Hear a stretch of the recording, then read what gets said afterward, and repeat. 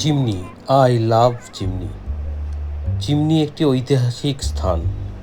প্রথম বিশ্বযুদ্ধের সময় ব্রিটিশরা এখানেই আস্তানা গেড়েছিল এবং একটা বিশাল চিমনি তৈরি করেছিল। এই চিমনিটি প্রায় 100 বছরেরও বেশি পুরনো এবং এটি একটি গ্রামের অন্যতম আকর্ষণ। চিমনি গ্রামটি কার্শিয়াংয়ের কাছে অবস্থিত এবং দার্জিলিং থেকে খুব একটা বেশি দূরে নয়। এটি সমুদ্রপৃষ্ঠ থেকে প্রায় 7200 ফুট উঁচুতে অবস্থিত।